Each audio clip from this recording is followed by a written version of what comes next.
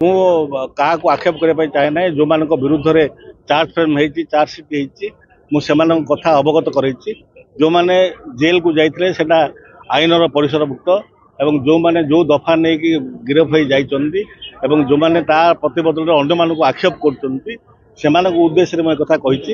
ଏବଂ ଯେଉଁମାନେ ଲୋକଙ୍କ ଅର୍ଥ ଆତ୍ମସାତ କରି ଚାକିରି ଦେବା ନାଁରେ ଆଜି ଠକେଇ କରିଛନ୍ତି, ଯେଉଁମାନେ ଲୋକଙ୍କର 420 କେସ୍ରେ ଆଜି ଚାର୍ଜ ଫ୍ରେମ୍ ହେଇଛି, ଚାର୍ଜ ସିଟ୍ ହେଇଛି ଏବଂ କେଉଁ ମୁହୂର୍ତ୍ତରେ ସେ ପୁଣି ଆଉଥରେ ଜେଲ୍ ଯାଇପାରନ୍ତି ଏବଂ ଯେଉଁ ଲୋକମାନେ ତାଙ୍କୁ ବିରୋଧ କରୁଥିଲେ ତାଙ୍କ ନାଁରେ ଏଫଆଇଆର ଦେଇଥିଲେ ଆଜି ସେଇ ଦଳ ଏବଂ ସେଇ ଲୋକମାନେ ତାଙ୍କୁ କୋଳେଇ ନେଇଛନ୍ତି ଏବଂ ଯେଉଁମାନେ ଆଜି ଭୟର ବାତାବରଣ ଗୋପାଳପୁର ନିର୍ବାଚନ ମଣ୍ଡଳୀ ସୃଷ୍ଟି କରୁଛନ୍ତି, ଲୋକଙ୍କୁ ଆତଙ୍କବାଦ ଚଲେଇଛନ୍ତି, ଆଜି ସେମାନଙ୍କ ମୁଖ ଖୋଲି ଯାଇଛି ଏବଂ ଗୋପାଳପୁରବାସୀ ଜାଣି ସାରିଲେଣି ଯେ କିଏ କ'ଣ ଏବଂ ଯେଉଁମାନେ ଆଜି ମାନ୍ୟବର ମୁଖ୍ୟମନ୍ତ୍ରୀଙ୍କର ଏବଂ ବିଜୁ ଜନତା ଦଳର ଲେଖା ଛିଡ଼େଇ କହୁଛନ୍ତି ଜନସାଧାରଣ ତାଙ୍କୁ ଉଚିତ ଜବାବ ଦେବେ। ଆପଣଙ୍କ ନେତୃତ୍ୱରେ ଯେଉଁ ସଂଗଠନ କଥାରେ ଅଛି କପାଳ ଲେଖନ କି କରିବ ଆନ, ଯିଏ ଲେଖା ଲେଖିଛି ସିଏ ଲେଖା ଛିଡ଼େଇବ।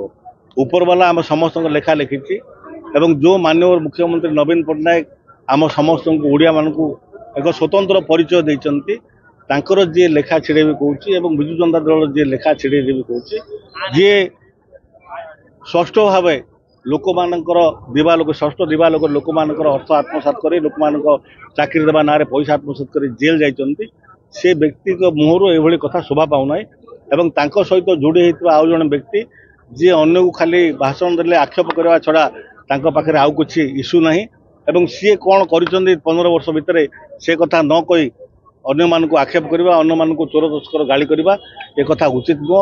ତେଣୁ ପ୍ରଥମେ ସେ ଯେଉଁ ଛୁଞ୍ଚି ଚାଲୁଣୀ କହୁଛି ଶାବଳକୁ ଛୁଞ୍ଚି ବୋଲି ଭାବିକି ଯେ ତୋର କେତେ କଣା ବୋଲି, କିନ୍ତୁ ଶାବଳର କଣା ନାହିଁ ସେମାନେ ଜାଣିନାହାନ୍ତି।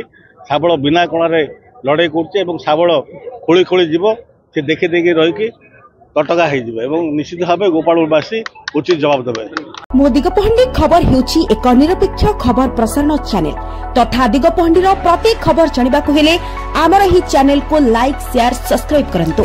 ଆମେ ନୁହେଁ ଆପଣ କହିବେ ଆପଣଙ୍କ କଥା। ଯୋଗାଯୋଗ ନମ୍ବର ହେଉଛି 7849048142।